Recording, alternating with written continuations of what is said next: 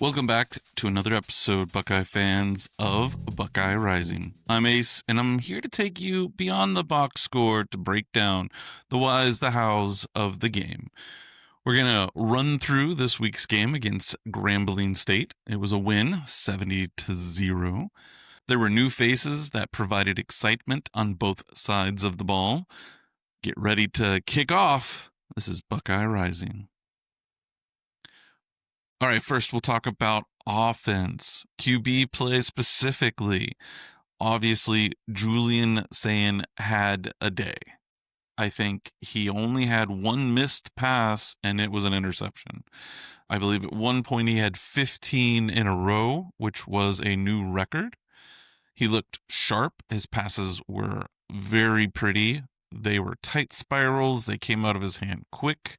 I wished maybe he made decisions a little bit faster, but that is nitpicking. I thought he was really good today. He played a complete game.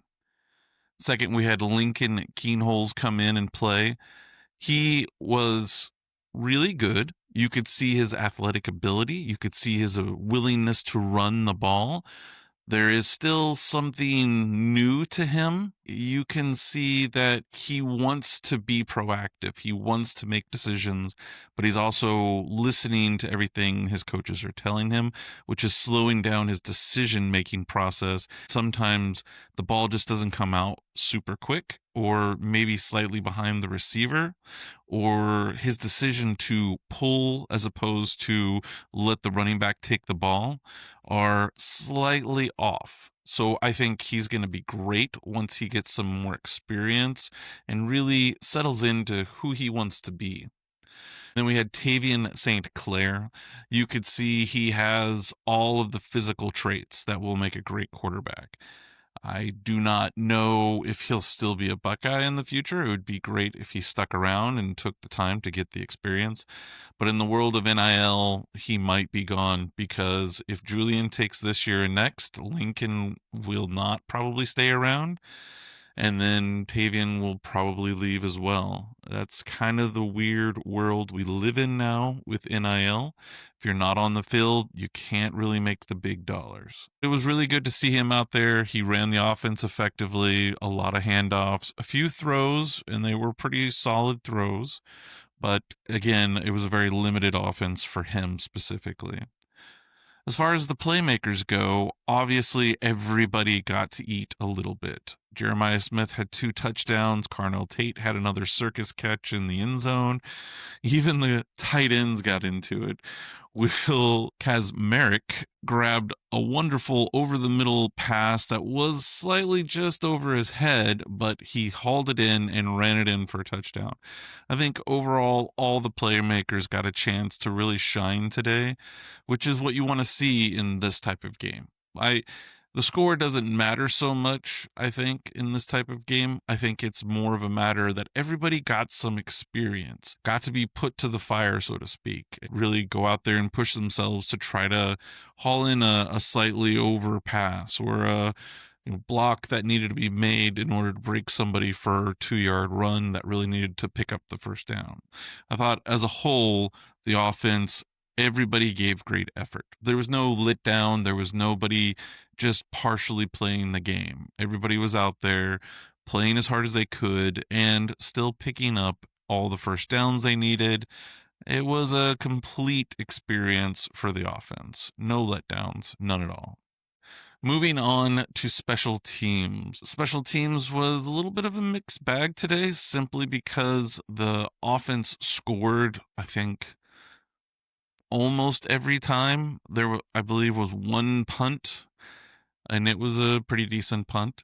As far as kickoffs go, they all went out of the back of the end zone as far as I can remember. I believe maybe one return, but it wasn't anything too crazy. And then as far as punt returns on our side, most fair catches, I believe when the third strings came in, we did see one return. Unfortunately, it was called back for the hand flip to indicate a fair catch. It was a little ticky-tacky, but I do agree that his hand came up to signal, and that might have given the defenders a chance to pull up so they didn't hit him right away when he caught it, which was probably what sprang him for the long run. So overall, special teams just pretty static. They kicked all of the extra points effectively, and the rest of the game seemed to be copy and paste. Kickoffs going out of the back of the end zone, returns being pretty basic. Let's go on to defense. Defense again showed up and played out. And I think our MVP of Caden Curry played extremely strong, and he was very aggressive. Tackle for loss. There was a sack in there. He just was all over the place, playing super strong up the middle. Grambling really wanted to try to open up the middle of the field and run the ball effectively between the tackles, and Caden just said none of that. I do think there was a few times where the defense lost contain, where the quarterback had open runs, and a few times where the running back was able to slash to the outside and didn't get secondary help up into the box in time. But for the most part, I thought it was a complete effort. There were a few passes early in the game that I thought could have been defended slightly better. It seemed we were playing off of them so as not to give up anything deep, but that's really ticky-tacky. Everybody on the defense had the idea of, we're going to stop you. There were a few times where we had penalties when it was 3rd and short that gave them easy first downs. We were lucky they missed their field goal. That would have given them some points in the game. But with that luck of it going wide, we got the shutout. That'll be a big feather mentally in the hat of the defense going forward. Shutouts are like that. They give you inspiration, and you want to go into the next game and not give up any points. That's really important in the long haul. When we show up to Washington in 3 weeks, that is going to be a game where everybody needs to show up and play as effectively as they can against a team that knows how to score points. Having these types of shutouts give you that mental block to say, we can do this. We can push them back. We can deny them the yard that they need here. That's what you get out of games like this, is the mental aspect of the game. Knowing that you can do it, knowing that you can push through. That was really important in this game. There was a lot of fight specifically from the second string defense. They went out there, played aggressive, played tough, didn't give up any easy things. They kept everything in front of them. They hit the quarterback, they hit the running back. I think they even hit the ref at one point. They were really effective, and I can't wait to see them play more with the first stringers, giving them breaks and allowing, the people that normally hold the line to have some time off in the game is going to be really important when we get to Penn State, when we get to Michigan. I think that was something we lacked last year. I will say this on the defense. There was some pressure on the quarterback, but for the most part, Grambling State was able to keep a clean pocket for their quarterbacks. We didn't pressure them a whole lot. I believe we ended up with 2 sacks. One of the sacks was by Zion Grady. There was a lot of hustle in his play, a lot of power. I look forward to seeing what else he can do. That would be a great addition to the rushman to cycle him in from time to time. Overall, the defense was excellent. I'm very much nitpicking on the few mistakes that happened, but when you come out with 0 points for the other team, you can't complain about how the defense played. I just am thinking forward to games against better offenses that will take advantage of some of these things. That's the only reason I'm nitpicking at all. Next up, coaches. I thought for the most part, the coaches stayed aggressive with the play calls, even late into the game. There was a lot of times where they could have reeled things in, stopped throwing the ball, or stopped calling aggressive plays. And even the trap plays very late in the game, it was very basic football, but they could have done something different to just run the clock out. And I think of this as an evolution again for Ryan Day and his coaching staff, that they stayed aggressive. They allowed second and third stringers to go out there and just put their heart on the line and say, hey, if you score, you score. We're not going to call off the dogs, so to speak. I think that's really important. If a young man is coming to Ohio State to play, they want to be able to see their name up on the board. And when we talk about NIL and transfer portal, this is a key reason that people will stay, is they know that if I put my all in, I'll be the next person up and my name will show up all the time, because at Ohio State, we take respect for each player and we allow them to grow and become who they can be. A lot of times you'll hear players transfer away from Ohio State and they realize that they were getting a lot of experience and they were getting a lot of opportunity to play. That's something that's key to the development for all of our young players, is give them the chance to score, give them the chance to be in the game and have something important happen, so that when that time comes for the NIL money decision or the transfer portal decision, they can think back to, man, I really enjoyed being able to score that touchdown, or I really enjoyed being able to get on, that running back and smack him to the ground, make him fumble, and I got to pick it up and run it in for a touchdown. Those are important things for whether they stay or they go, whether the money is more important than the experience that they're going to gain. There's a lot to say for exposure and the chance to see what you're able to accomplish.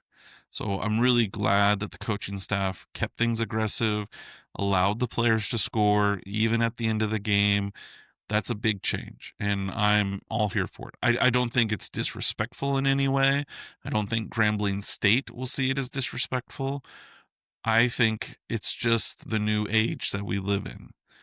I don't even think the score is outrageous, because the first stringers, for the most part, got pulled at halftime. It was just the fact that our second string and third strings played with a lot of intensity. They were given the opportunities to play just a regular, there was no trick plays. There was no, we're doing something to get over on you. So I really enjoyed that aspect of the coaches' decision making. I look forward to seeing what they're going to pull out of their hat for Ohio. That'll be the next challenge up for them. As far as the end of the game goes, that last touchdown, for good or for bad, you decide. I appreciated the opportunity that was given to the players to put in the effort. It's a big difference, I think, between running up a score and just saying, hey, we're going to run the ball, and if you stop us, you stop us. But we're not going to just kneel it out and in the game, when we still have evaluation and, decision making for some of these young players. So I really appreciated that. As far as the extra point, I think everybody had fun. Everybody enjoyed the game, but they still held each other accountable. When Julian Sayin threw that interception right at the goal line, I appreciated the fact that he understood where he had gone wrong and was held accountable by the coaching staff, and he held himself accountable. It was a great day for him. I think 4 or 5 touchdowns, over 300 yards passing. He looked sharp. He looked like he was making great decisions. I think that was a lapse in his judgment. Everybody held everybody accountable, but they still had a good time. And again, I go back to player retention, keeping that big experience amongst all the players for retaining them for the next season is very important. And making games fun while also holding people accountable doesn't have to look like you get in their face and yell and scream. There were several times today where I saw Grambling State's coach get right in the face of some of these young kids and just scream and yell at them for mental mistakes that they made. And I understand that there's a lot of passion in the game, but I don't think that's the way to handle it when your team is, down by 40 points or 50 points. I think there's a lot to be said for talking to them, getting them to understand, having your position coaches talk to them. But I think screaming and yelling in their faces is not gonna win you a lot of favor in the long run. And I really appreciate Coach Day and some of the decisions he's made over the years and how he's changed quite a bit with how he handles his players and his coaching staff. It's clear that he ensures that all the coaching staff treat the players the same way. So I really appreciate that. All right, for rising star of the game, I have to give it to Riley Pettijohn. He had a TD run back and a couple of great tackles. I look forward to seeing what more he'll bring to the field. He just brought a lot of energy, and you could just see it. He kept his head on a swivel. That football that fell out wasn't easy to recognize, and yet he was paying attention, even though the score was already, I believe, into the 50s at that point. And he scooped it up, ran it back. He had the clear mindset of, if the ball's on the ground, I can pick it up. I have to run it into the end zone. It doesn't matter what the situation is. As long as I don't hear a whistle, I pick it up and I run. So with all that and his energy that he gave the second strings, he's the rising star for this game. I look forward to seeing what else Riley Pettijohn will accomplish. All right, that's it for this week's episode of Buckeye Rising. Thank you for tuning in and rising with me. We'll be back next week to break down the game against Ohio, which is at 7 Eastern, 6 Central. It'll be on Peacock. Until then, OHIO, go Bucks.